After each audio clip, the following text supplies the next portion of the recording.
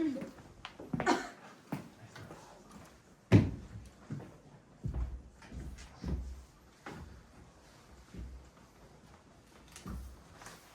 청년 여러분.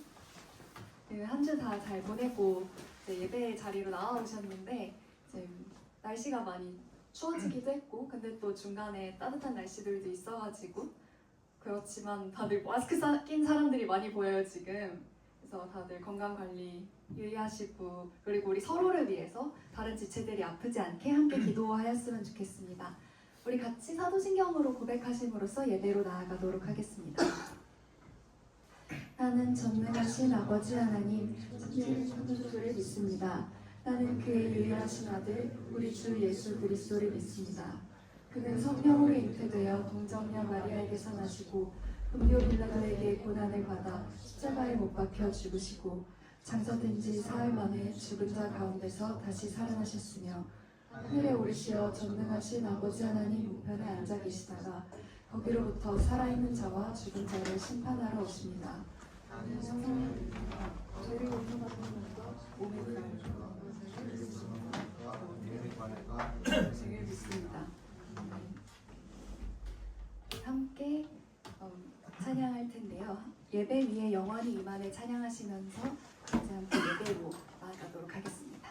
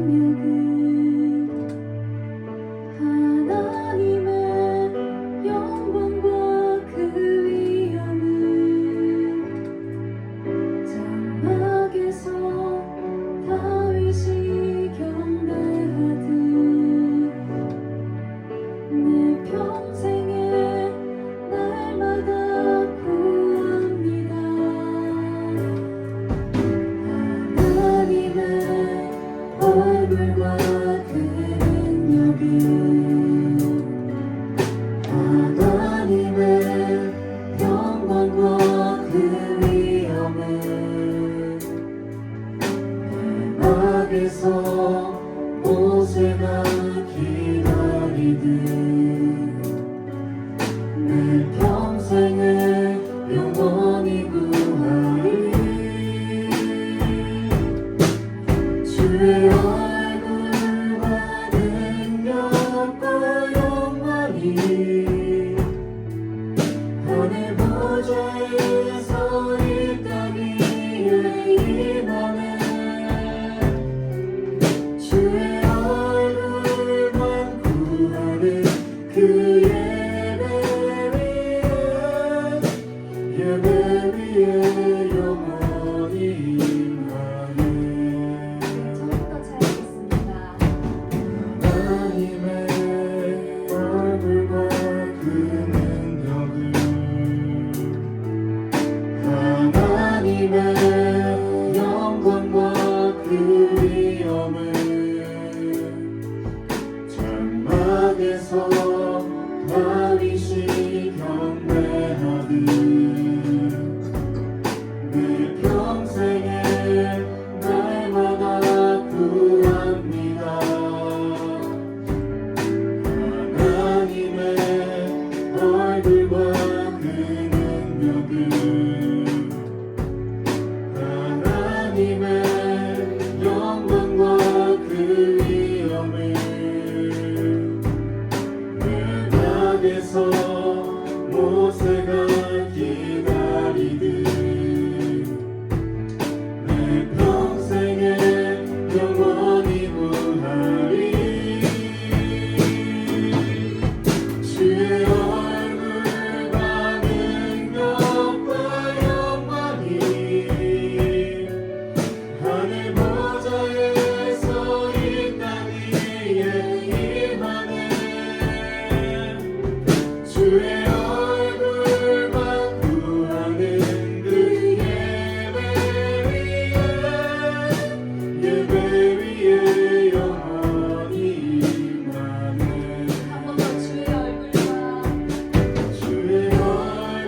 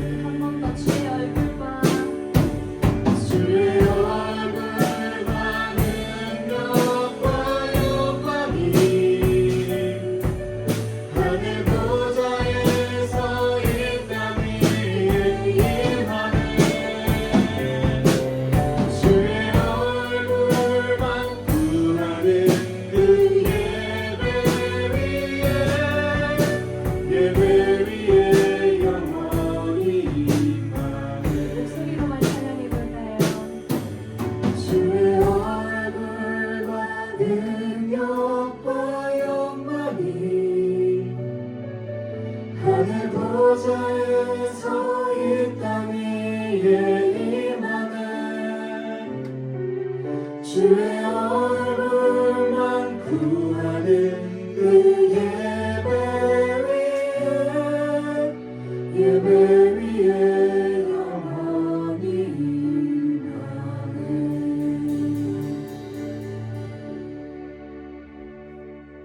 임하네. 주님만이 온전히 예배 위에 영원히 임하신다고 우리가 함께 고백하였습니다. 우리 다음 찬양은 서로를 조금 축복하는 시간 가져보려고 하는데요. 우리 다들 어렸을 때 수련회나 뭐 학교 수련회에서도 당신은 사랑받기 위해 태어난 사람을 많이 부르셨을 텐데 우리가 오늘은 그 작가를 함께 부르면서 이제 또 하나의 열매를 바라시며 그 찬양을 함께 하고자 합니다. 우리 옆에 있는 형제자매 바라보면서 당신은 사랑받기 위해 태어난 사람이고 그리고 주님께서 또 하나의 열매를 바라시며 이 땅에 심어주셨다고 함께 이야기해 주었으면 좋겠어요. 좀 부끄럽죠? 그래도 우리가 서로 사랑하는 마음을 옆 사람들에게 함께 전했으면 좋겠습니다. 네. 조금 부끄러워도 뭐 쳐다보긴 힘들더라도 우리 찬양하면서 그 마음을 함께 고백했으면 좋겠어요. 함께 찬양하겠습니다.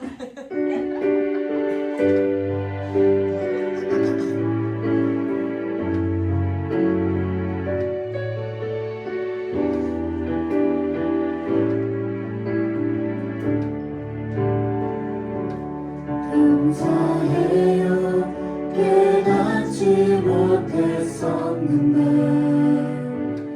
내가 얼마나 소중한 존재라는 걸 태초부터 지금까지 하나님의 사랑은 항상 날 향하고 있었다는 걸 고마워요 그 사랑을 가르쳐준 당신께 주께서 허락하신 당신께 그리스도의 사랑으로 더욱 섬기며 이제 나도 세상에 전하리라 당신은 사랑받기 위해 그리고 그 사랑 전하기 위해 주께서 택하시고 이 땅에 심으셨네 또 하나의 열매를 바라시며 처음부터 한 번 더 찬양해 보겠습니다. 우리 더 가사를 생각하면서 우리 서로에게 감사한 마음 전했으면 좋겠어요. 감사해요 깨닫지 못했었는데 내가 얼마나 소중한 존재라는 걸 태초부터 지금까지 하나님의 사랑은 항상 날 향하고 있었다는 걸 고마워요 그 사랑을 가르쳐준 당신께 주께서 허락하신 당신께 그리스도의 사랑으로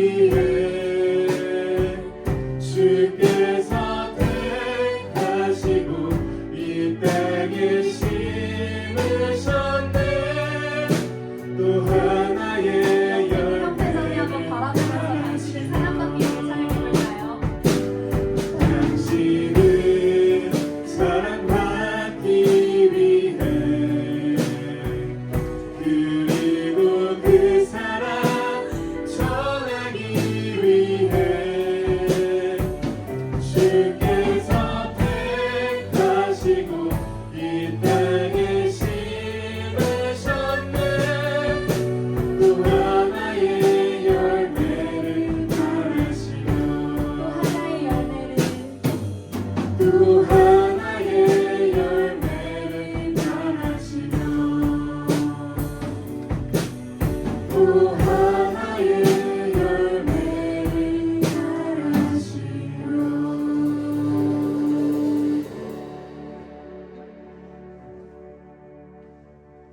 다음 찬양은 비준비하시니 함께 찬양하시겠습니다.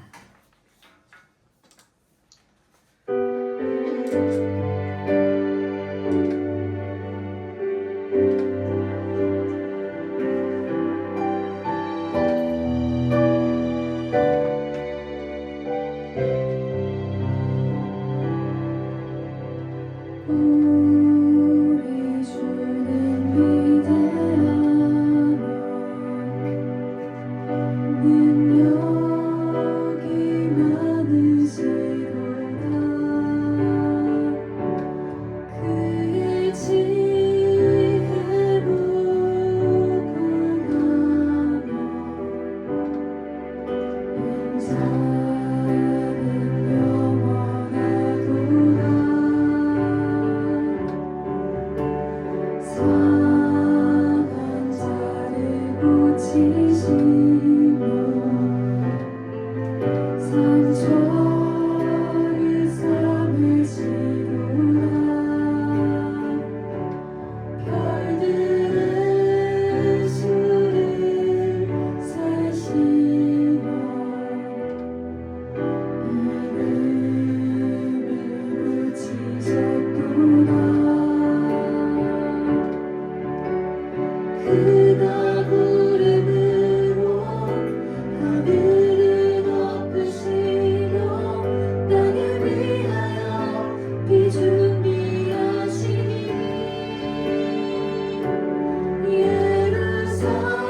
예루살렘아 여호와를 찬송할지로다. 내 하나님을 감사함으로 그 앞에 나가며 주 임재 앞에 경배해.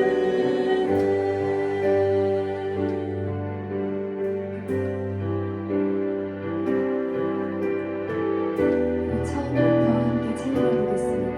우리 주는 위대하며 우리 주는 위대하며 능력이 많으시도다. 그의 지혜로 구하며 인자는 영원하도다. 상한 자를 고치시고 상처를 삼으시도다. 별들의 수를 세시며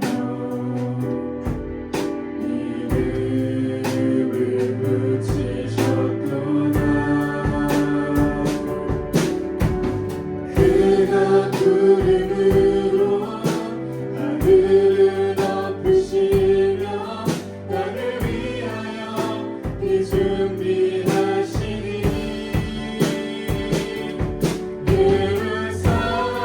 예루살렘아 여호와를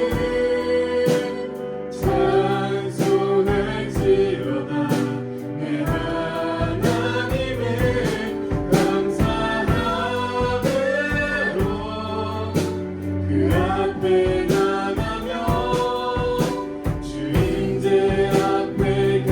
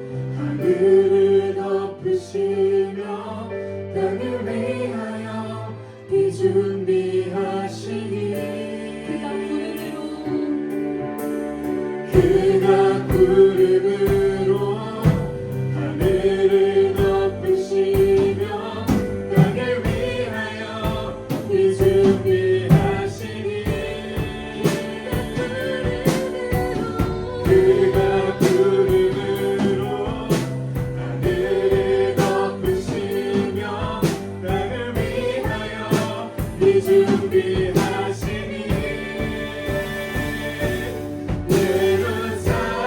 예루살렘아 여호와를 찬송할지어다 내 하나님을 감사함으로 그 앞에 나가며 주님께 앞에 경배해 예루살렘아 여호와를 찬송할지어다 내 하나님을 감사함으로 그 앞에 나가며 주님께 앞에 경배해 한 번 더 예루살렘아 예루살렘아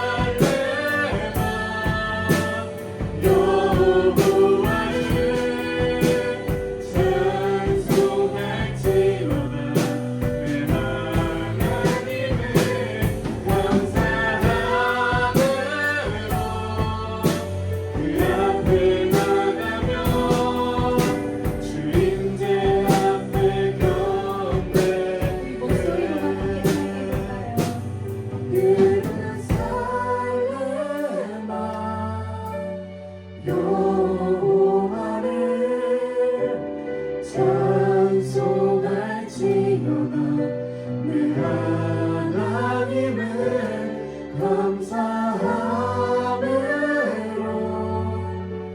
그 앞에 나가며 주님께 앞에 경배해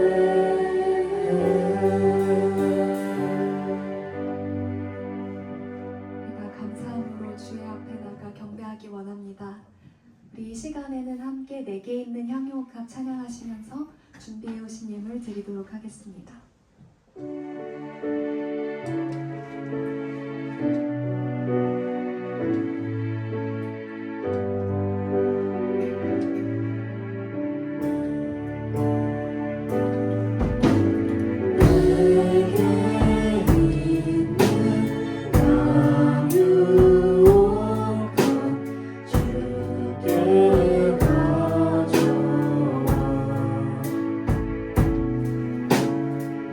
그발 위에 입 맞추고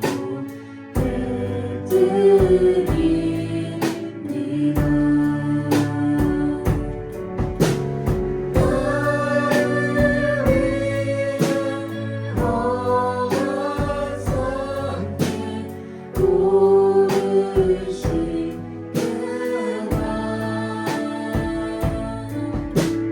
거듭 바라 크신 사랑 새겨놓은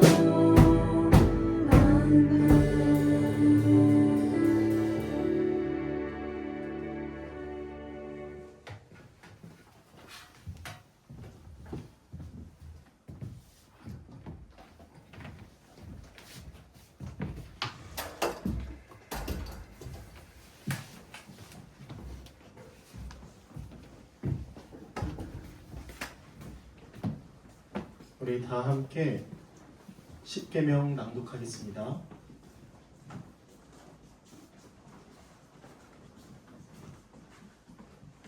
제1계명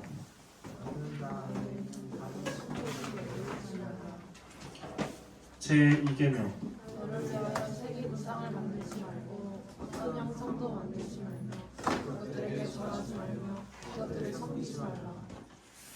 제3계명 너는 내 하나님 여호와의 이름을 아무에게 주지 말라. 제4계명 안식일을 기억하여 거룩하게 지키라. 제5계명 내 부모를 공경하라. 제6계명 살인하지 말라. 제7계명 간음하지 말라. 제8계명 도둑질하지 말라. 제9계명 내 이웃에 대하여 거짓 증거하지 말라. 제10계명 내 이웃의 집을 탐내지 말라. 우리 다 함께 우리의 죄를 자복합시다. 만일 우리가 죄 없다고 하면 우리는 자신을 속이는 것이요 진리가 우리 안에 있지 아니합니다.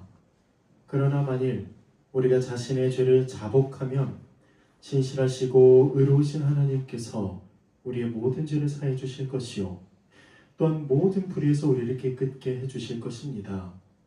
겸손한 믿음으로 우리의 죄를 하나님께 고백합시다. 자비로우신 하나님께 우리가 하나님께 대하여 생각과 말과 행동으로 죄를 범했으며 이 십계명에서 보는 것과 같이 해야 할 일을 하지 못하고 하지 말아야 할 것을 행함으로 하나님께 범죄했습니다. 마음과 뜻과 힘을 다해 하나님을 사랑하지도 못했으며 이웃을 내 몸과 같이 사랑하지도 못했습니다. 하나님의 자비하심으로 우리를 용서해 달라고 하나님의 뜻 안에서 기뻐하며 하나님의 길로 걸어가게 하시고 거룩하신 하나님께 영광을 돌리는 우리가 되게 해달라고 우리 각자의 죄를 고백합시다.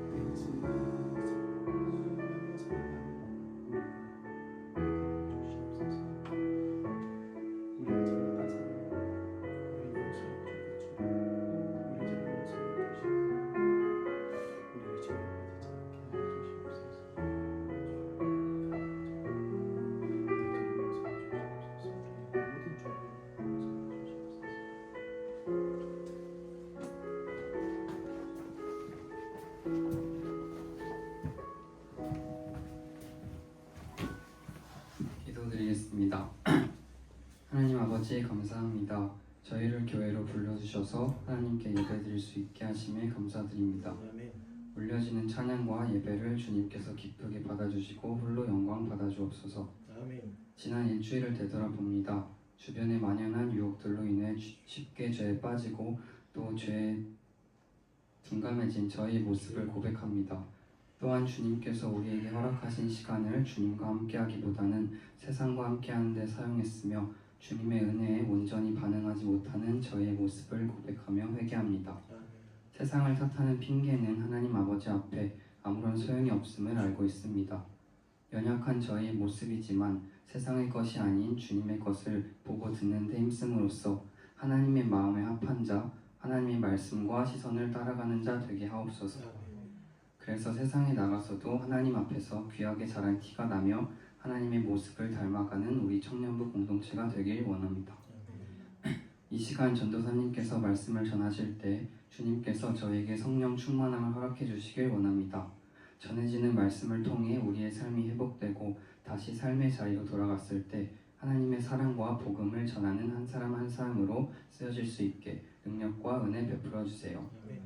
언제나 우리의 등 뒤에서 우리의 삶을 선하고 바른 길로 인도해 주시며 끊임없이 넘어지는 우리의 손을 언제나 꼭 붙잡아 주시는 예수님의 이름으로 기도드렸습니다. 아멘.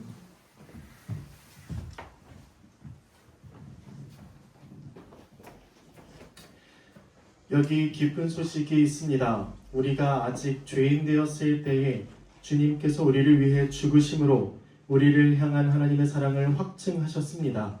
예수 그리스도의 이름으로 우리는 용서함을 받았습니다. 아멘. 할렐루야. 감사합니다. 감사합니다. 정말 기뻐하셨으면 좋겠습니다. 우리 다 함께 일어나서 우리 사랑하는 지체들과 함께 호응하고 인사 나누는 시간 갖겠습니다. 다 같이 일어나 주세요. 인사합시다.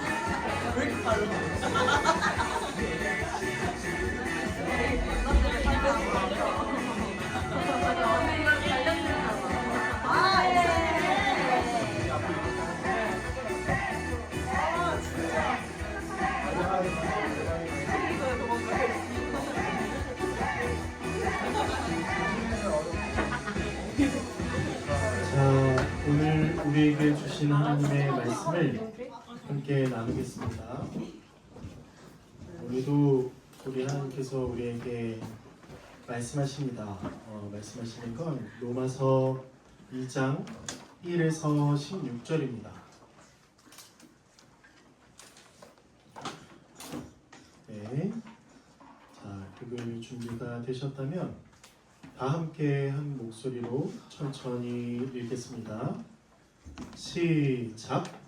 그러므로 남을 판단하는 사람아, 누구를 막론하고 내가 핑계하지 못할 것은 남을 판단하는 것으로 내가 너를 정죄함이니 판단하는 내가 같은 일을 행함이니라. 이런 일을 행하는 자에게 하나님의 심판이 진리대로 되는 줄 우리가 아노라. 이런 일을 행하는 자를 판단하고도 같은 일을 행하는 사람아, 내가 하나님의 심판을 피할 줄로 생각하느냐? 혹 내가 하나님의 인자하심이 너를 인도하여 회개하게 하심을 알지 못하여 그의 인자하심과 용납하심과 길이 참으심이 풍성함을 멸시하느냐? 다만 내 고집과 회개하지 아니한 마음을 따라 진노의 날 곧 하나님의 의로우신 심판이 나타나는 그 날에 임할 진노를 내게 쌓는도다. 하나님께서 각 사람에게 그 행한 대로 보응하시되 참고 선을 행하여 영광과 존귀와 썩지 아니함을 구하는 자에게는 영생으로 하시고 오직 당을 지어 진리를 따르지 아니하고 불의를 따르는 자에게는 진노와 분노로 하시리라. 악을 행하는 각 사람의 영에는 환난과 곤고가 있으리니 먼저는 유대인에게요 그리고 헬라인에게며 선을 행하는 각 사람에게는 영광과 존귀와 평강이 있으리니 먼저는 유대인에게요 그리고 헬라인에게라. 이는 하나님께서 외모로 사람을 취하지 아니하심이라. 무릇 율법 없이 범죄한 자는 또한 율법 없이 망하고 무릇 율법이 있고 범죄한 자는 율법으로 말미암아 심판을 받으리라. 하나님 앞에서는 율법을 듣는 자가 의인이 아니요 오직 율법을 행하는 자라야 의롭다 하심을 얻으리니 율법 없는 이방인이 본성으로 율법의 일을 행할 때에는 이 사람은 율법이 없어도 자기가 자기에게 율법이 되나니 이런 이들은 그 양심이 증거가 되어 그 생각들이 서로 혹은 고발하며 혹은 변명하여 그 마음에 새긴 율법의 행위를 나타내느니라. 곧 나의 복음에 이른 바와 같이 하나님이 예수 그리스도로 말미암아 사람들의 은밀한 것을 심판하시는 그 날이라. 아멘. 예수 그리스도 안에서 하나님께 예배하러 나오신 모든 한몸된 우리 지체 여러분들 축복하고 환영합니다. 환영합니다. 지금 이제 로마서 강해 4번째입니다. 말 그대로 로마서는 강해요. 굉장히 아주 강력한 복음이 있죠. 아이고, 혹시 이런 개그에 혹시 상처받거나 좀 낙심하시는 분이 있다면 제게 개인적으로 오면 제가 안 하는 건 조금 어려울 것 같고 좀 어떻게든 좀 줄여보겠습니다. 여러분들 좋아요. 자, 우리가 전문맥을 좀 한번 살펴보죠. 전문맥. 그러니까 로마서 1장부터 우리가 어떤 내용을 다뤄왔는지 한번 보면은요. 첫 번째는 지금 이 바울이 로마에 있는 성도들에게 편지를 쓰는 것이 바로 로마서이죠. 그런데 자신은 사도로 부르심을 받았고 하나님의 복음을 위하여 택함을 받았다고 얘기합니다. 하나님의 복음이 무엇인가요? 바로 우리 주 예수 그리스도의 십자가 형벌 대속적 죽음에 대한 복음이죠. 물론 부활도 있죠. 죽음과 부활, 그리고 더 나아가선 하늘에 오르시어 하나님 보좌 우편에 앉으셔서 주와 그리스도가 되셨고 우리에게 성령을 보내주셔서 우리를 구원받은 백성의 교회가 되게 하신 것, 이 모두가 다 복음입니다. 근데 우리는 줄여서 그냥 예수님의 십자가 죽음과 부활 혹은 형벌 대속적 죽음에 대한 복음을 우리가 또 들었다고 얘기하고 이를 믿는다고 얘기하죠. 이 복음을 들은 그리고 믿은 로마 성도들은 이렇게 바울이 얘기합니다. 예수 그리스도의 것이라. 그리고 하나님의 사랑을 받고 성도로 부르심을 받은 모든 자들, 곧 너희, 이렇게 얘기하는 것이죠. 그렇게 이 로마 성도들에게 편지를 쓰면서 또 그들을 사랑하는 마음으로 바울은 또 무언가를 하려고 해요. 그들에게 가고자 하고 그들을 보고 싶고 그들에게 가기를 아주 원하는데 막힐 때마다 되게 힘들어하고 더 나아갈 좋은 길을 내가 얻고자 합니다. 이런 얘기를 합니다. 왜요? 바로 그 성도들에게 예수 그리스도의 십자가 복음을 전하기 위함이었죠. 그들에게 복음을 전하기를 원하기 때문에 1장 15절에서 나는 할 수 있는 대로 로마에 있는 너에게 가기를 원하노라, 이렇게 말하고 있습니다. 바울은 복음을 부끄러워하지 않았습니다. 왜? 복음은 모든 믿는 자에게 구원을 주시는 하나님의 능력이 되기 때문이죠. 왜 모든 믿는 자에게 구원을 주시는 하나님의 능력이냐? 복음에는 하나님의 의가 나타나기 때문입니다. 그래서 믿음으로 믿음에 이르게 하는, 믿음으로 구원에 또 이르게 하는 그 복음이 하나님의 능력과 의가 나타나기 때문에 복음에, 그러기 때문에 이 복음을 부끄러워하지 아니하며 그들에게 복음을 전하려고 한다는 것이죠. 그러면서 1장 후반절에는 갑자기 18절에 하나님의 진노가, 이렇게 얘기하면서 하나님의 진노를 받을 만한 자들을 막 열거하죠. 우리 저번 주에 함께 나눴죠. 그게 뭡니까? 불의로 진리를 막는 모든 사람들의 모든 경건하지 아니함, 그리고 불의, 이런 자들에게 하나님의 진노가 나타난다고 말하는 것이죠. 그들은 어떤가요? 이 자연 만물에 하나님을 알 만한 것이 있음에도 불구하고 하나님을 알되 하나님을 경배하지도 감사하지도 아니하며 또 하나님을 모르기도 하죠. 워낙 이 지정의가 완전히 망가져 버렸기 때문에 모를 수 있으나, 근데 어떤 면에서는 자연 만물을 보면서 하나님의 살아계심, 신의 존재를 알아야 되는데도 불구하고 그걸, 그 빛을 딱 꺼버려서 하나님을 알지 않으려고 하는, 이 세상 만물을 창조하시고 우리를 구원하신 하나님을 알지 않으려고 하는 이런 죄 가운데 있다고 얘기하죠. 그런데 그들이 스스로 나는 지혜 있어 라고 얘기하면서도 사실은 어리석게 되고, 그래서 뭘 합니까? 썩어지지 아니하는 사람과 새와 어떤 짐승을, 다시 잘못했죠? 썩어지지 아니하는 하나님의 영광을 썩어질 새와 사람과 짐승으로 바꿔서 그걸 우상으로 여기고 숭배했다는 것이죠. 하나님이 이들에게 어떤 진노를 부으십니까? 바로 내버려 두심이죠. 내버려 두심. 그들의 마음의 정욕대로 내버려 두시고, 또 그들의 부끄러운 욕심에 내버려 두시고, 또 그 상실한 마음대로 내버려 두십니다. 내버려 두신다면 그 내버려 둠을 당한 사람들은 어떻게 살아갈까요? 곧 모든 불의, 추악, 탐욕, 악의가 가득한 자고, 시기하고 살인하고 분쟁하고 사기치고 악독이 가득하고 수근수근하는 자가 바로 그들이고, 그들의 삶이 그런 생활들로 점철되어 살아간다는 것입니다. 이런 얘기를 왜 한다고 했었죠? 저번 주에 바로 이 이방인들, 하나님을 알지 못하고 하나님을 경배하지 않는, 예수 그리스도를 믿지 않는 모든 사람들에게 복음이 필요하다고 얘기했습니다. 그러면서 2장으로 딱 넘어와요. 물론 이 바울이 이 로마서 서신을 쓰면서 1장 1절 한 다음에 1절 쓰고 우리 필사하는 것처럼 2절 한 다음에 이렇게 쓰지 않았겠죠? 처음부터 끝까지 이렇게 쭉 편지를 써 내려갔을 거예요. 어쨌든 1장에 이런 내용이 있으면서 바로 넘어와서 하는 말에 대해서 우리 오늘 알아보도록 하겠습니다. 여러분 잘 이렇게 좀 계속 제가 할 때마다 복습을 해드려요. 잘 따라오셔야 이 문맥을 파악하고 흐름을 파악해서 오늘 본문을 제대로 이해할 수 있습니다.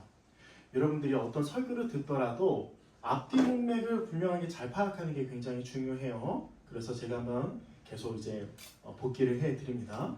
자, 오늘 본문 한번 보십시오. 1절, 그러므로 라고 하면서 앞에 있는 내용을 봤죠. 앞에 방금 뭐라고 했습니까? 모든 불의, 악독을 저지르는 사람들, 이렇게 이 사람들이 하나님이 사형을 내리신다고 했음에도 불구하고 자기뿐만 아니라 다른 사람들도 그런 일을 할 때마다 옳다 하면서 더 동기를 부여한다고 얘기했었죠. 그러면서 오늘 넘어와서 그러므로 하면서 다른 사람들의 얘기를 합니다. 어떤 사람들을 얘기하냐면 남을 판단하는 사람아. 딱 들어가기 전에 우리 먼저 이걸 좀 알아봅시다.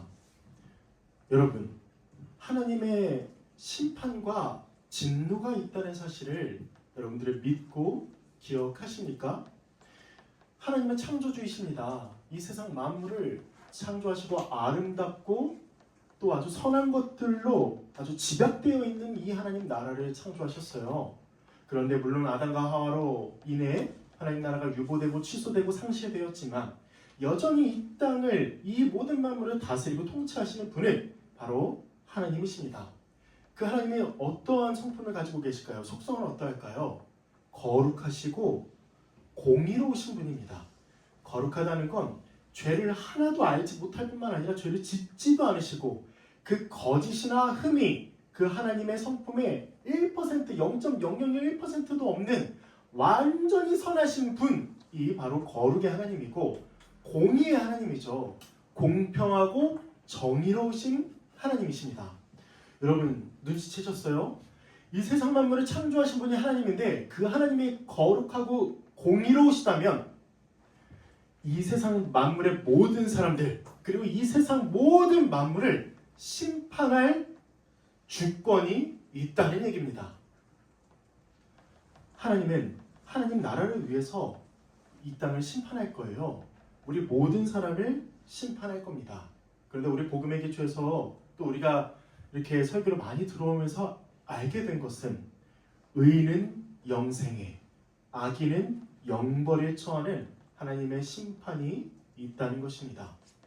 그런데 첫 번째는 그게 누구냐면 그 심판의 대상이 불의로 진리를 막는 사람들, 경건하지 않고 불의를 행하며 하나님을 알되 영화롭게 하지 아니하며 감사하지도 아니하며 우상을 숭배하는 자, 그래서 마음의 정욕대로 더러움에 내버려 두심을 당하고 부끄러운 욕심에 상실한 마음에 내버려 두심을 당한 자들이 먼저 첫 번째는 지금도 하나님의 진노가 부어지고 있고 예수 그리스도께서 나타나시는 그 마지막 날에 영원한 그 하나님의 진노 가운데 놓여 있을 거라는 겁니다. 최고의 진노, 그 심판주 하나님의 완벽하고도 아주 두려워서 덜덜 떨 수밖에 없는 그 진노가 그들에게 다 부어질 겁니다. 이걸 받기 싫다고 아무리 도망다닌다 한들 하나님은 찾아내시고 그를 영원한 심판 가운데 두실 거예요. 그런데요, 오늘 본문에선 그러므로 남을 판단하는 사람, 이 사람도 하나님의 진노 가운데 있다고 얘기합니다.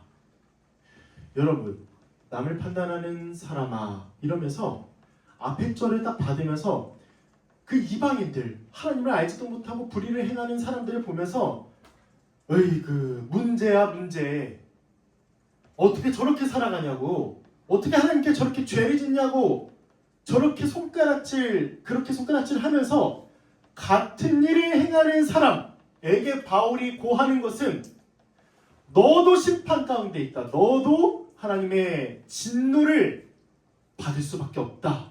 이런 얘기를 하는 겁니다. 1, 2절에서 이런 얘기를 해요. 남을 판단하는 사람아, 네가 핑계하지 못할 것은 남을 판단하는 것으로, 남을 판단하는 그 죄를 너도 똑같이 짓고 행하기 때문에 너는 진노를 피할 수 없다.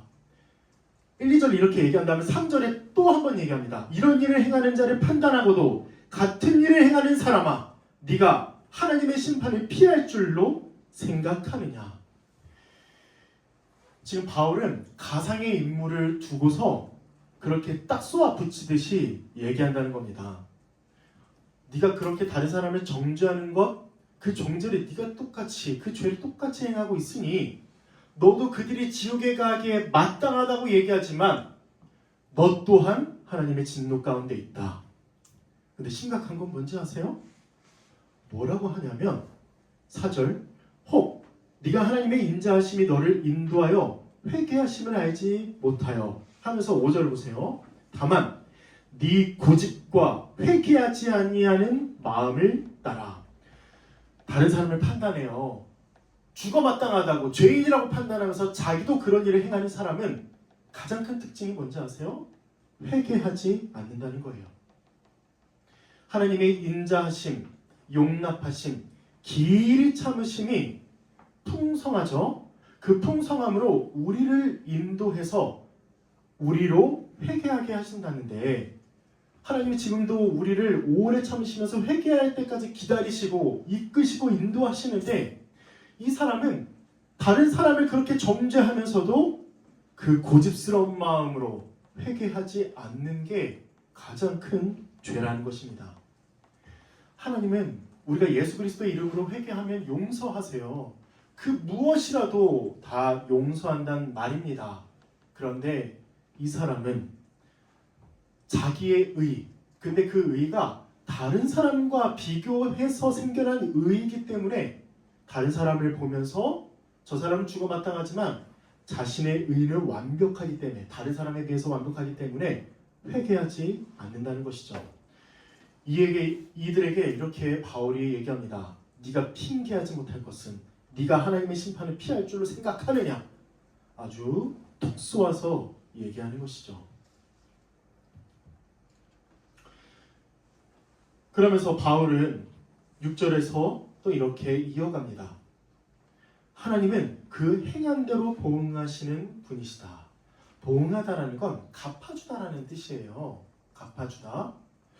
하나님은 그 사람이 행한 대로 그대로 갚아주시는 분인데요. 그 두 가지 보응이 있습니다. 첫 번째 보응은 7절과 10절인데요. 참고 선을 행하는 자, 그러면서 영광과 존귀와 썩지 아니함을 구하는 자에게는 영생으로 갚아주신다라는 것입니다. 왜 여기서 선을 행하면 선을 행하는 것이지 참고 선을 행한다 이렇게 얘기할까요? 바로 선한 일을 할 때에 낙심하지 않고 끝까지 그 선을 행하는 사람을 얘기합니다.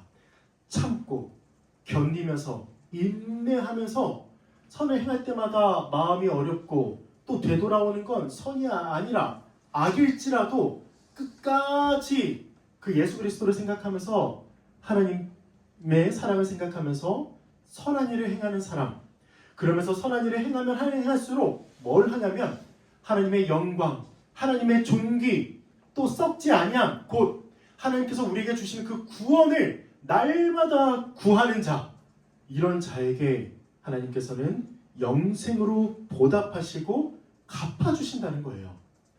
이게 첫 번째 보응인데 두 번째 보응은 뭘까요? 그 반대겠죠, 당연히. 8절 악을 행하는 자인데 오직 당을 지어. 이 당을 짓다라는 건 원어로 보면은 다투다, 이기적인 야심이 있는 거 이렇게 얘기합니다. 한마디로 이기적인 마음이에요. 그 이기적인 마음으로 당을 지어서 자기의 마음에 맞는 사람들을 다 당을 지어서 결국 뭐 하냐면 하나님의 진리를 따르지 아니하며 불의를 따르는 그런 자를 얘기하는 것이고, 이런 자에겐 하나님의 진노와 분노 그리고 환난과 곤고가 있다고 분명하게 말씀합니다. 여러분, 두 가지 보응이 있다고 그랬죠. 방금 선을 행하는 자, 악을 행하는 자. 근데 하나님은 어떤 기준으로 지금 심판하시는 걸까요? 선을 행하는 자, 악을 행하는 자예요. 다시 한번 말하면 하나님의 심판의 기준은 행위입니다. 행위. 1절, 2절, 3절, 6, 7, 9, 10, 13, 14, 15에서 반복되는 게 행함이에요. 행하는 자는, 하나님의 뜻대로 행하는 자는 심판을 피하고 영생을 받고, 하나님의 뜻을 행하지 않는 자는 하나님의 진노의 심판을 받는다고 말하면서 그 하나님의 심판의 기준이 행위라고 지금 반복해서 강조하고 있다는 것이죠. 행위를 따라서 우리가 진노냐, 영생이냐, 영벌이냐로 나누어진다는 겁니다. 왜 행함이에요? 왜? 하나님은 거룩한 분이세요. 근데 그 거룩함이 행위로 나타나시는 분입니다. 마찬가지로 우리에게도 하나님은 거룩을 요구하시죠. 우리 또한 그 거룩하다면 거룩한 행위를 드러내야 합니다. 그래서 예수 그리스도께서 마지막 날에 오실 때 이렇게 얘기하시잖아요. 지극히 작은 자 하나에게 한 것이 곧 내게 한 것이다 라고 하면서 왼쪽 오른쪽으로 나누시고 영생이냐 영벌이냐로 나누십니다. 여러분, 마지막 날에 우리의 행위를 보시고 하나님은 심판하실 건데요. 그 행위의 기준 또 심판의 기준이 무엇이냐? 바로 12절에 나오는 율법입니다. 율법. 선악을 구분하고 하나님의 심판의 기준에 곧 행위의 기준인 그 율법을 행했느냐 행하지 아니했느냐로 하나님은 심판하신다는 거예요. 정확한 규범이 있어요. 그러니까 우리가 지금 포스트보다는 더한데 각자 선과 악을 정하는 게 다 다릅니다. 그러면서 내가 선이라고 하면 내가 맞는 거예요. 네가 선이라고 하면 내 선의 기준에 맞지 않더라도 네가 맞다. 이렇게 말하는 게 지금 포스트 모던 사회 아닙니까? 그래서 우리는 뭐가 선인지 악인지 헷갈리는 이 시대에 우리가 분명히 붙잡고 이게 절대적인 선의 기준이다라고 말할 수 있는 건 바로 율법 10계명이라는 것이죠. 그런데 이 율법이 원래 어떠했습니까? 의롭고 선하고 거룩하죠. 율법을 다 지켜 행한 자가 의롭고 선하고 거룩한 자인데, 그리고 모든 사람들에게 이걸 다 지키라고 얘기하는데 우리는 이 율법을 다 지켜 행할 수 없다는 거예요.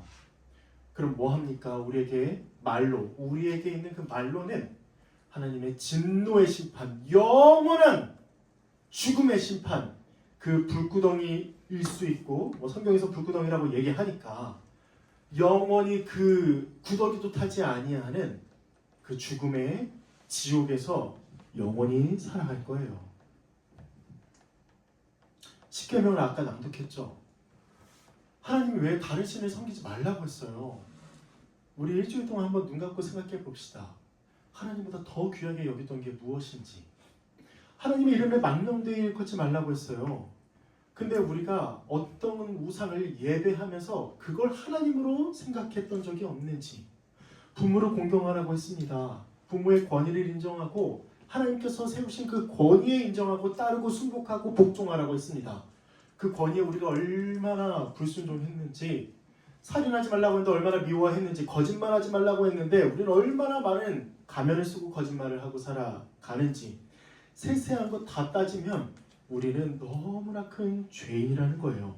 그런데 심각한 건 뭔지 아세요? 우리는 그렇게 하면 할수록, 그렇게 하더라도 고집스러움과 무감각으로 회개하지 않는다는 거예요. 그러면 이렇게 반문할 수 있습니다. 아니, 내가 율법을 모르는데, 내가 십계명을 모르는데, 나는 교회도 다니지 않아서 그 율법을 모르는데 라고 하는 자에게 바울은 이런 얘기를 해요. 14절, 율법이 없는 이방인들도 그 나름의 선과 악의 개념이 있어서 윤리의식이 있다고 얘기하면서, 보편적으로 인간의 본성은 자연법에 의해 선악을 판단하고 추구하기 때문에 이 추구하는 것이 자기에게 율법이 되어서, 그 양심이라는 것이 자기에게 율법이 되어서 그 양심에 어긋나는 행동을 할 때 하나님은 그를 심판하신다고 얘기한다는 거예요. 여러분, 교회를 다니지 않는 사람도 나름대로 선과 악의 윤리의식이 다 있고 자신만의 선과 악을 잘 또 상정해서 그걸 지켰을 때는 좋아하고 지키지 않을 때는 마음이 찔려합니다. 이거는 하나님께로부터 창조된 모든 사람이 갖는 일반 은총 가운데 있는 하나님의 은혜요 선물이라는 거예요. 제가 어렸을 때 초등학교 때였는데 우리 집이 정말 가난했습니다. 얼마나 가난했냐면 굉장히 가난했어요.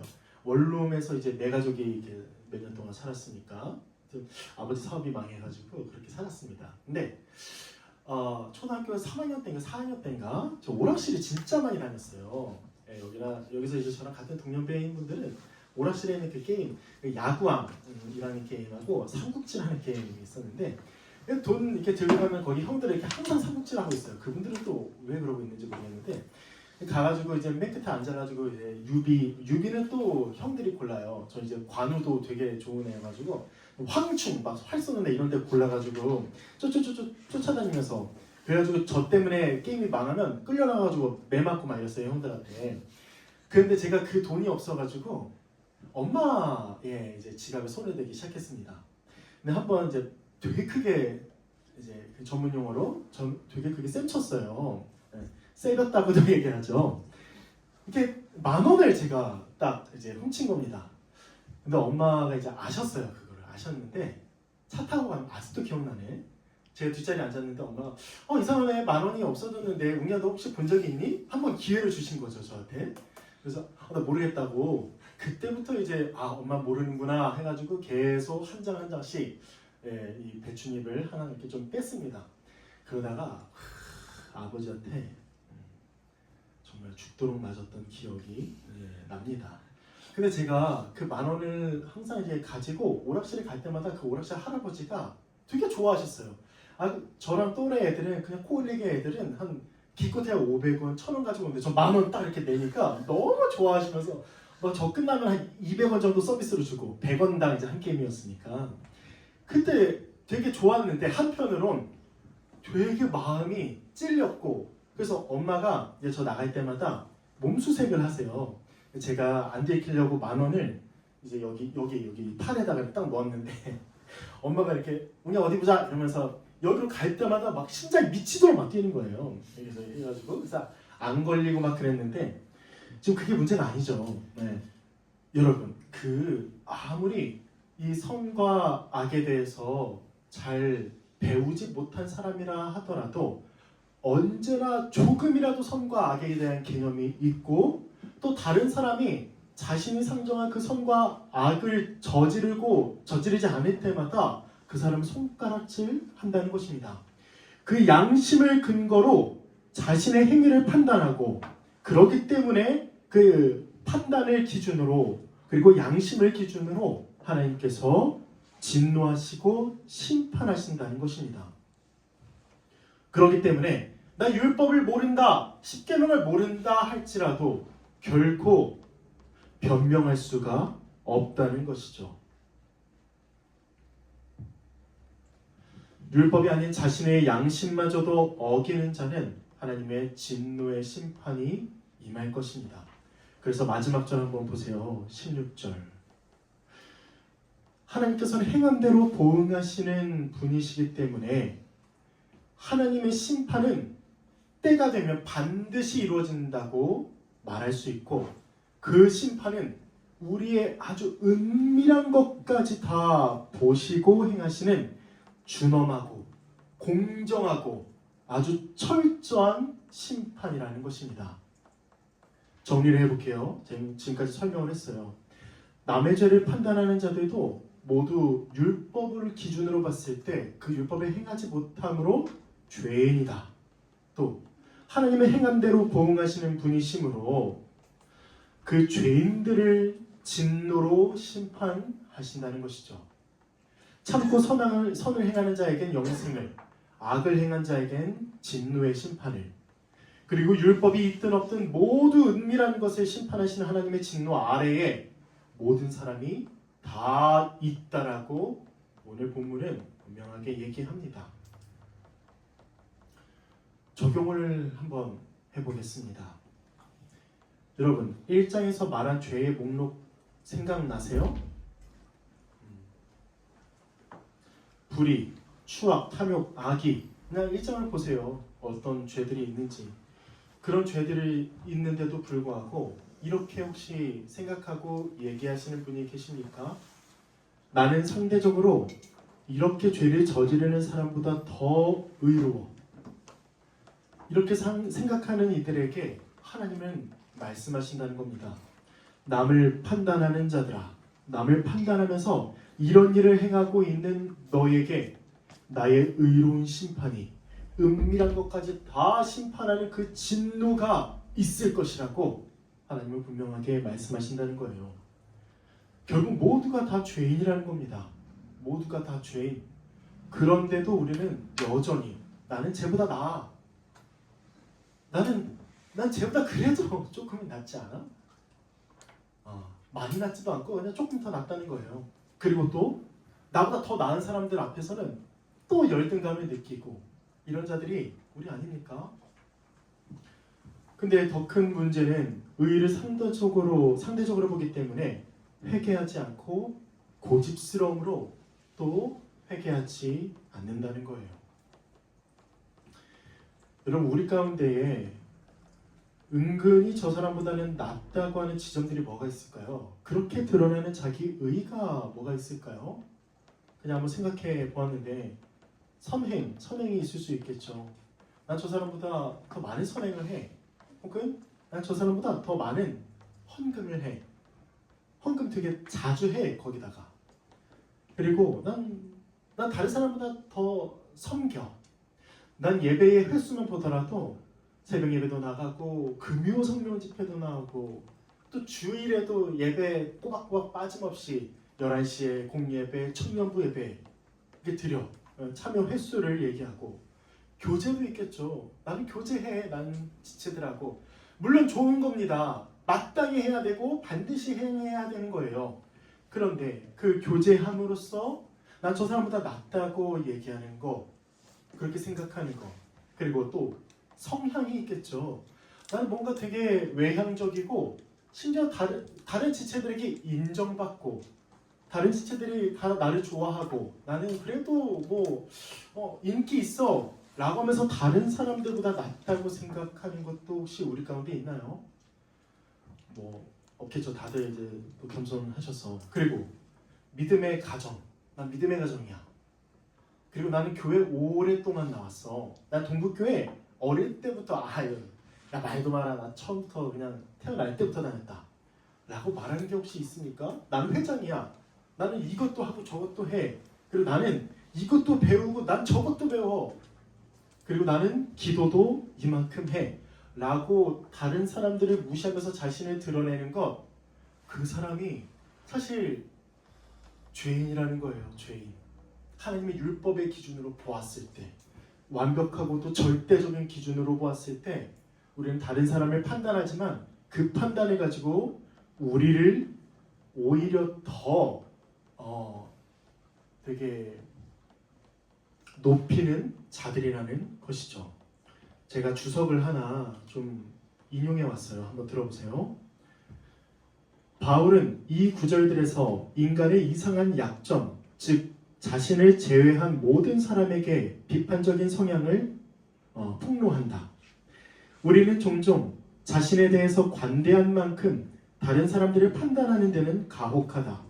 우리는 다른 사람의 수치스러운 행동에 대해서는 흥분해서 자기 의에 가득 찬 분노를 발하지만 자기 자신이 그와 똑같은 행동을 할 때에는 별로 심각하게 여기지 않는 듯하다.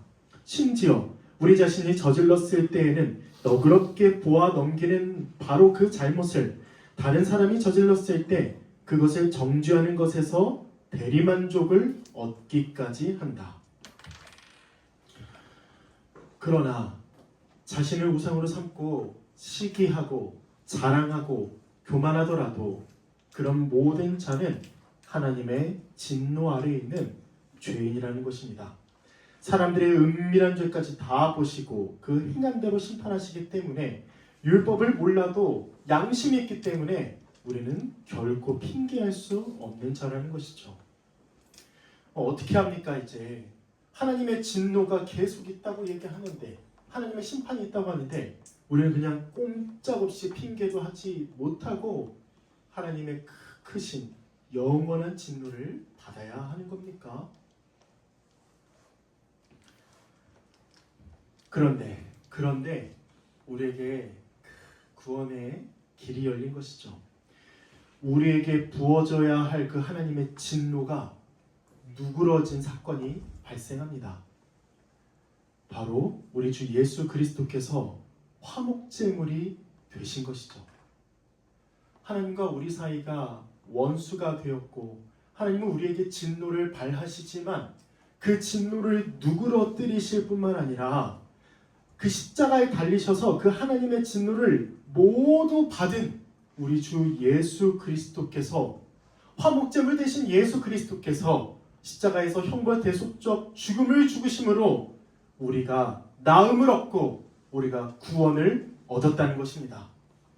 1장에서 계속 이야기하는 건 하나님의 진노에서 그 누구도 빠져나갈 수 없다고 얘기한다면 우리에게 구원이 열린 건 오직 우리 주 예수 그리스도의 십자가로, 그 보혈로, 그 피로 우리가 하나님의 진노에서 벗어나고 오히려 죄와 사망 가운데 있었던 우리를 하나님의 생명 가운데로 옮기셨다고 우리는 믿는 것이죠. 성경은 이렇게 말하고 있는 것입니다. 이 복음을 믿는다면, 예수님께서 화목제물 되심을 믿기만 하면 구원을 얻을 것이라고 하나님은 약속하셨고 그 약속을 지금도 이루어 가시고 있는 것이죠. 자기 아들을 죽이신 하나님의 공의, 아들을 죽이면서까지 나는 공평하고 의롭다라고 십자가에서 하나님께서 공의를 드러내셨고, 그런데 우리가 죽어야 했는데 자기 아들을 죽이신 그 하나님의 사랑이 또한 십자가에서 드러난 것이죠. 이 뒤에 십자가 보이세요?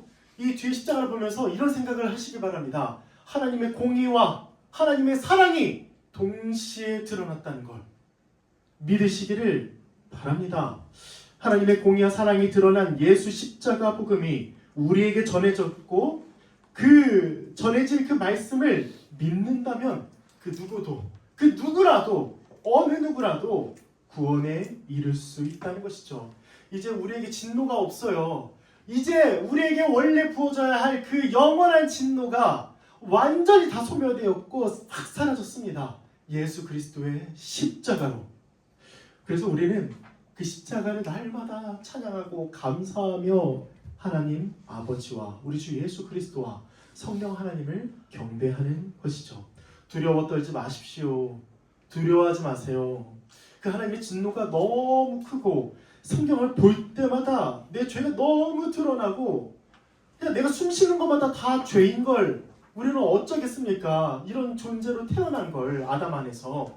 그럴 때마다 우리는 맨날 낙심하고 아주 그냥 엎어져서 울기만 할 거예요? 아니요. 예수 그리스도의 그 십자가를 다시 바라보세요.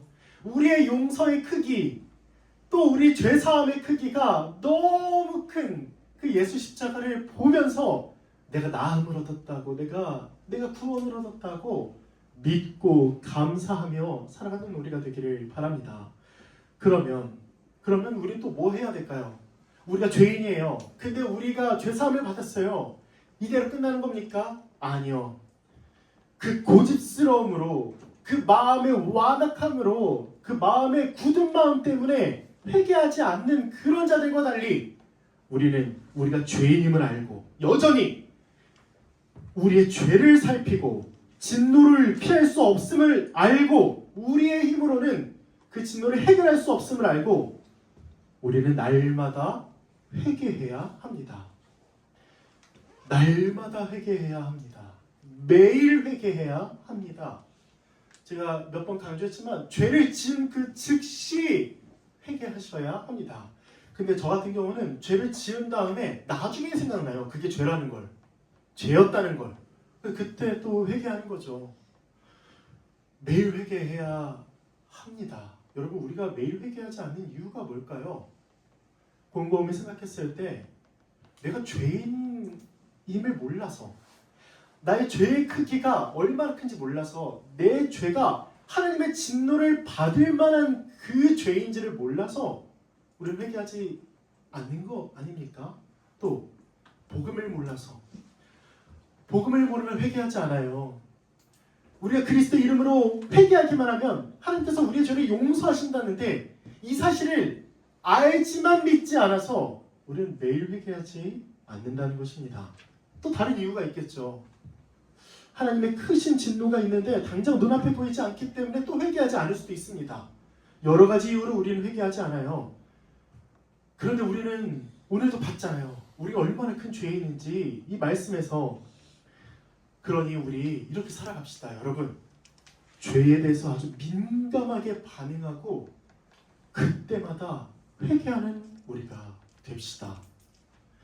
죄에 대해서 민감합시다. 정말 민감하는 우리가 되기를 바라요. 십계명을 이렇게 매 주마다 함께 낭독하는데 그 의미들, 그 안에 있는 의미들을 천천히 생각해 보면서, 제가 그래서 천천히 하는 거예요. 천천히 생각하면서 내가 이 주에 회개하지 않는 죄가 무엇인가, 긴급하게 지금 회개해야 할 죄가 무엇인가 아주 깊이 고민하고 깊이 묵상하며 그 하나님의 진노에 벌벌 떨기도 하고, 그러나 그리스도께서 우리를 용서해 주셨다는 것도 물론 있겠죠.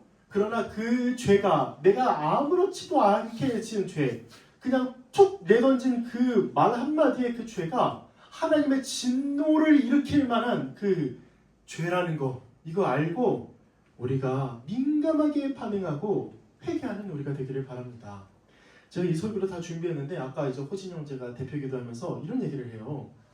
죄를 아주 무던하게 여기지 말게 하옵소서 이렇게 얘기를 했는데 맞습니다. 여러분, 죄를 아무것도 아닌 것처럼, 죄를 아주 그냥 무던하게 반응하면서 죄가 내 안에 있고 난 지금도 여전히 죄를 저지르는데도 그게 그냥 의뢰하는 일들이니까, 의뢰 내가 해왔고 이 환경이, 이 분위기가 그러니까 하는 거야 라고 하면서 그거 그냥 가볍게 여기지 않는 우리가 되기를 바랍니다.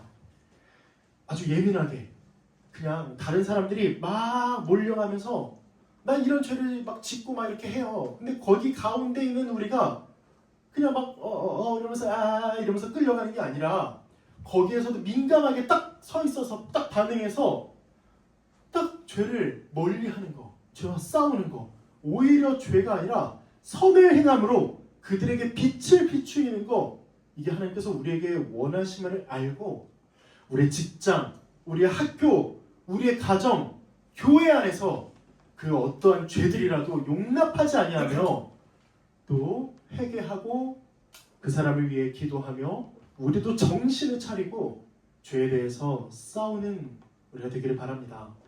오늘 내가 지은 죄, 매일 생각하세요. 내가 지은 죄, 긴급하게 회개해야 할 죄가 무엇인지 골방에 들어가셔서 어떤 음악을 틀어놓든지 찬양하고 깊이 오늘 지은 죄를 생각하며 회개하는 우리가 되기를 바랍니다.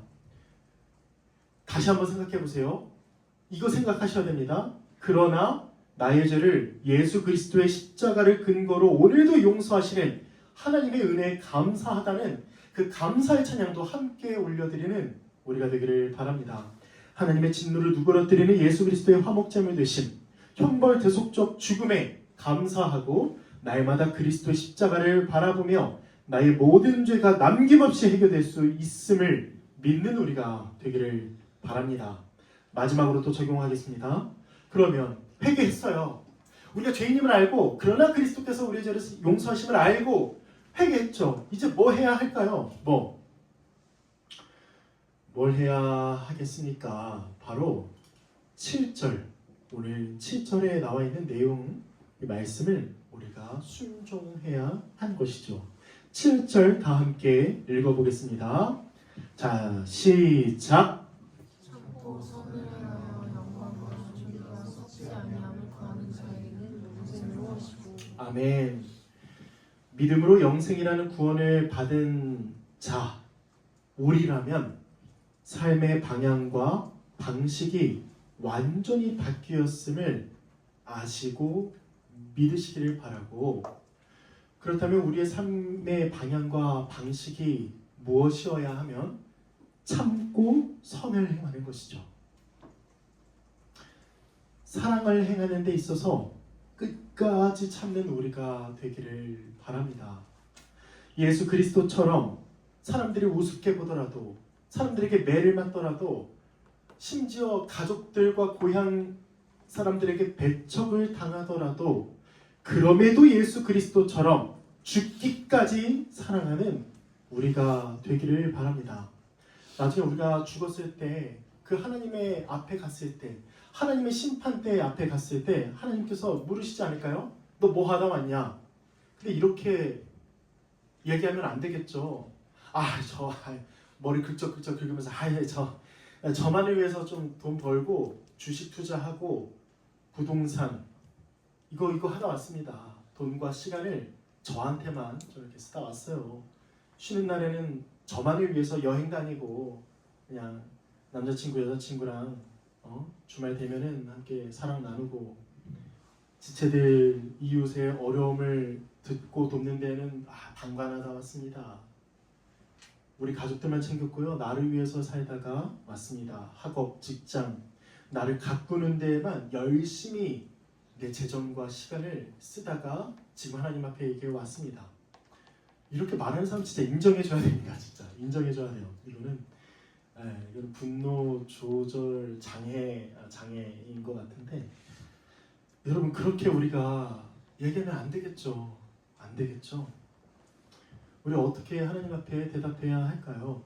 제가 참고 선을 행하고 영광과 존귀와 썩지 아니함을 구하다가 지금 이 자리에 왔습니다. 다른 사람을 진실되게 대하고 다른 사람에 대해서 더러운 말을 하지 아니하고 거짓말도 하지 아니하고 또 나의 것을 다른 사람에게 나눠주고 수고해서 다른 사람을 더 온전하게 하며 나의 은사로 다른 사람을 더 섬기다가 왔습니다. 이렇게 말해야 하지 않을까요? 우리 모두가 그렇게 영광과 존귀와 썩지 아니함을 구하는 자에게는 하나님이 또한 영광과 존귀와 평강을 주실 것이고 그 영생이라는 구원을 주실 것입니다. 그러므로 지체 곧 형제 자매를 위해서 어떤 선을 행할 것인지 구체적으로 생각하고 실천하며 아주 참고 그렇게 선을 행하다가 하나님의 부르심을 받는 우리가 되기를 바랍니다. 생각해 보십시오. 한 주 동안 내가 지체를 위해서 한 것이 무엇이 있나? 우리 지금 한번 생각해 볼까요? 지체를 위해서 혹은 이웃을 위해서 한 것이 무엇이 있나? 만약에 여러분 마땅히 생각나는 것이 없다면 심각하게 받아들이고 회개하며 우리 모두 서로 사랑합시다. 다른 지체들, 우리 사랑하는 또 지체들, 또 그리스도를 믿는 모든 지체들, 그리고 그렇지 않는 사람이라 하더라도 비신자라 하더라도 그 이웃을 우리가 아주 선을 행하는데 참고 선을 행하는데 우리의 모든 재정과 시간과 우리의 열정을 쏟고 그렇게 우리 그리스도처럼 그리스도를 닮아 그리스도와 같이 죽고 사는 자기를 부인하고 십자가를 지고 살아가는 우리가 되기를 간절히 바랍니다. 기도하겠습니다. 하나님 아버지 감사합니다. 하나님 앞에 죽을 수밖에 없던 이 죄인이 하나님 앞에 그 하나님께 받아들여질 만한 그 의로운 행동이 하나도 없는 우리 같은 극악무도하고 죽어 마땅한 이 죄인이 그 독생자 우리 주 예수 그리스도의 십자가로 그 십자가에서 흘리신 피로 구원함을 얻고 하나님의 자녀가 되게 하신 하나님의 은혜에 감사합니다. 그 하나님의 은혜에 감사하며 우리가 참고 선을 행하기를 원하오며 또 그럴 때마다 우리는 역시나 또 죄를 짓고 다른 사람을 어렵게 하더라도 우리에게 예수 그리스도가 있사오니 그리스도 이름으로 회개하며 다시 일어나 그리스도처럼 거룩하고 성결하게 살아가는 우리가 되게 하여 주시옵소서. 안 된다고 그런 패배주의에 매몰되는 것이 아니라 다시 일어나 그리스도를 믿고 그리스도의 십자가를 바라보며 그 하나님의 공의와 사랑이 드러난 예수 그리스도의 십자가를 믿고 다시 힘을 내어 나를 부인하고 십자가의 나를 못 받고 내 안에 그리스도께서 사시는 것처럼 다른 지체를, 이웃을 내 몸처럼 사랑하는 우리가 되게 하여 주시옵소서. 감사드리며 우리 주 예수 그리스도의 이름으로 기도드립니다. 아멘. 우리 다 함께 주기도문으로 기도하겠습니다.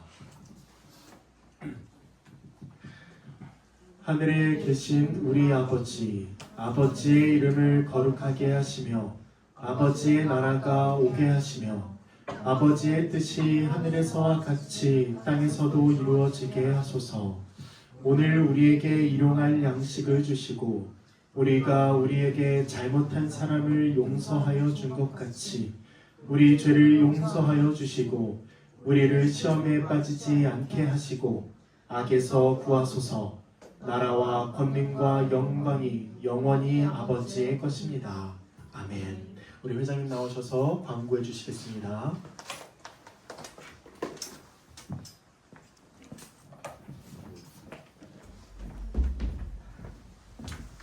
광고하겠습니다. 첫 번째로 다음 주부터 대림절기가 시작됩니다. 성탄절을 기다리는 마음으로 저희가 좀 기대하고 준비했으면 좋겠습니다. 공연뿐만 아니라 우리의 마음가짐도 같이 준비했으면 좋겠습니다. 두 번째는 11월 28일 금요일 성령 집회에 성년부 특송이 있습니다. 함께 참여해 주시면 감사하겠습니다. 그리고 12월 14일 제74회 사무총회가 진행됩니다. 공예배 11시 공예배 끝나고 난 후에 바로 진행될 예정이어서 모든 청년들은 사무총회에 필히 참석하셔서 저희 교회가 행정적으로 어떤 일들이 지금 진행되고 있고 내년에 어떤 것들을 계획하고 있는지 함께 알아보고 또 참여했으면 좋겠습니다. 다음 주에는 11월 생일 축하가 있습니다. 박지수, 박준호 청년들에게 줄 마음이 담긴 편지를 여러분들이 써오시길 부탁드립니다. 다음입니다. 네, 오늘도 은혜 아니면 말씀 앞에서 사정주 합창 끝나고 진행됩니다. 그리고 2026년 청년부 겨울 수련회는 2월 5일부터 7일까지 교회에서 진행되는데 이거와 관련해서 잠깐 말씀을 드리자면 내년에 교회에서 진행하는 겨울 수련회를 교회에서 진행하는 이유는 크게 두 가지입니다. 첫 번째로는 여름 수련회 때와는 달리 평일이 이틀이나 끼어있기 때문에 직장인 청년들이 참여하기에는 조금 어려울 수 있다. 그래서 최대한 서울과 가까운 곳에서 진행하면 좋겠다라는 생각을 저희 임원들끼리 나눴고요. 그래서 서울에서 할 거면 이왕 저희가 시설이 다 구비되어 있고 저번 겨울 수련회 때도 이미 한번 해봤었기 때문에 교회에서 하는 게 가장 좋지 않을까라는 생각을 했습니다. 그리고 또 두 번째로는 저희가 다들 아시다시피 여름 수련회 때는 좀 멀리 나가는 편이고 또 멀리 나가는 만큼 이런저런 액티비티도 하고 활동도 하고 많은 것들을 합니다. 그래서 그거에 따라서 좀 예산도 많이 소모하게 되는데 청년들의 회비 내는 것도 좀 아끼고 예산을 전체적으로 청년부 예산을 아끼자는 차원에서 이번 겨울 수련회 때는 좀 장소 내관비를 적게 사용하고 여름 수련회 때 조금 더 투자하는 게 어떤지 이렇게 좀 의견을 나눴었습니다. 그래서 교회로 하는 거에 대해서 추가적인 문의사항이나 아니면 건의사항이 있으시다면 저희에게 말씀해 주시면 감사하겠습니다. 다음입니다. 네, 지금 이제 12월부터 대신방을 진행할 예정인데요. 지금 신청해준 인원은 총 5명입니다. 그래서 또 이 외에 12월 또는 1월에 진행하고자 하시는 분들은 저 또는 조홍희 전도사님께 신청해 주시면 감사하겠습니다. 지금 적혀있는 이 날짜, 이 시간을 빼고 신청해 주시면 감사하겠습니다. 그리고 다음 주 토요일 날 11월 29일 토요일에 교회에서 김장을 한다고 합니다. 제가 어제 김장을 하고 왔는데 이게 생각보다 손이 많이 필요하더라고요. 그래서 청년분들의 많은 참여 부탁드립니다. 다음으로 다음 주 대표 기도는 채하늘 청년입니다. 그리고 광고할 사항이 한 가지가 더 있는데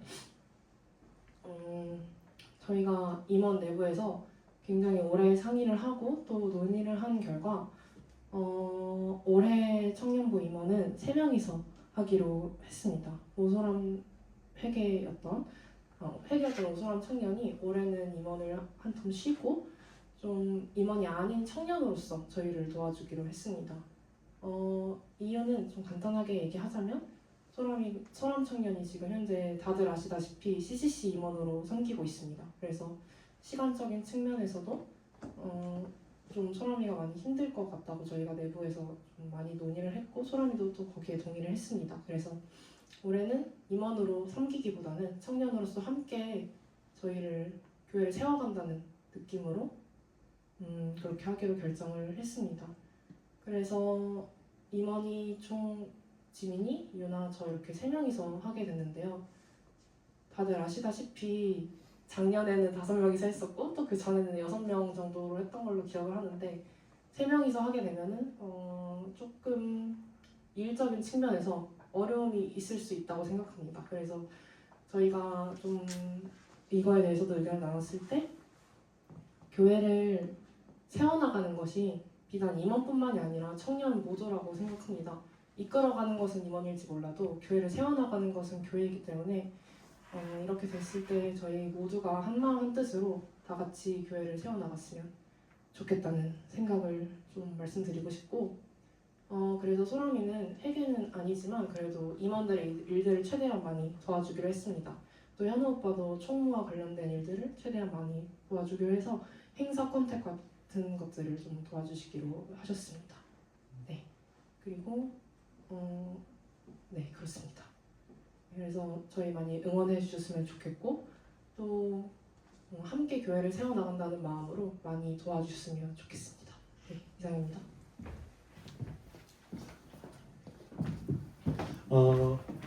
살짝 설명을 좀 해보겠습니다. 그 첫 번째 광고 첫 번째 페이지 한번 보여주시겠어요? 여러분 사무총회에 참석해 주시기를 참석하세요.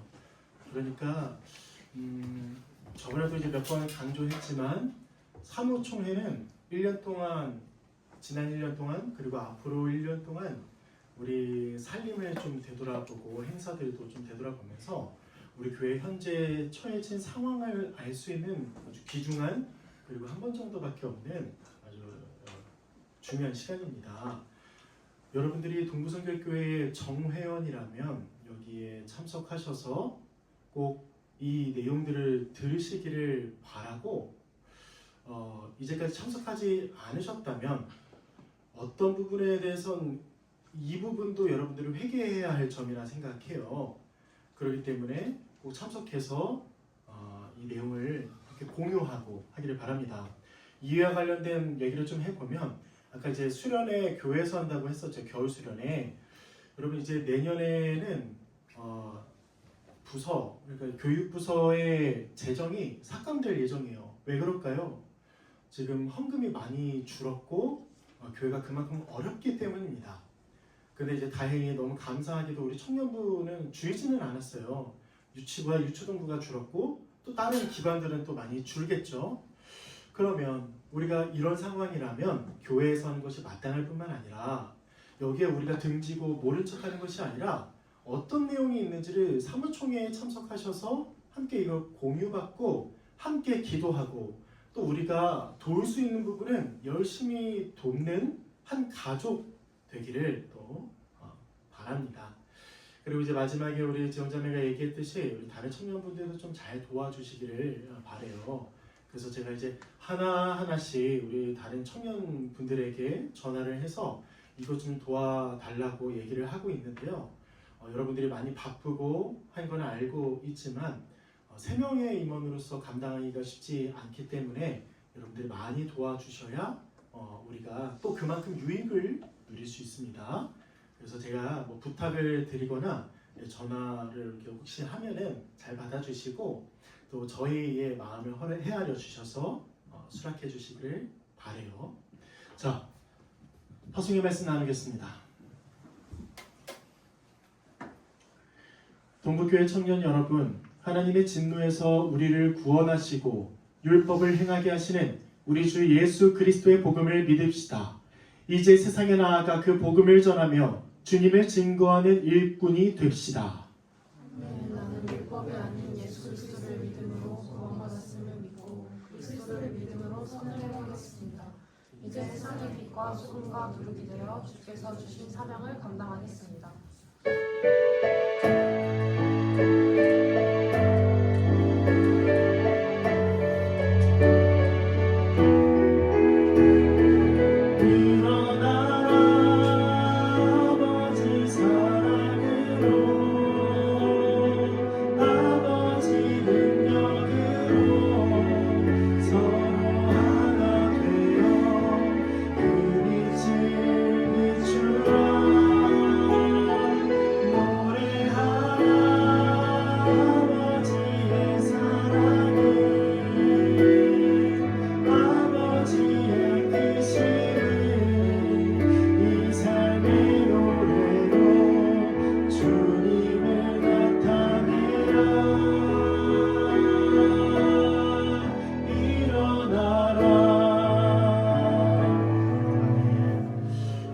지금 청년부 예배를 마치고요. 3시 3분입니다. 우리 지수자매 혹시 몇 분까지 좀 쉴까요? 3시 10분 3시 10분까지 쉬시고 앉는 것까지 3시 10분으로 하겠습니다.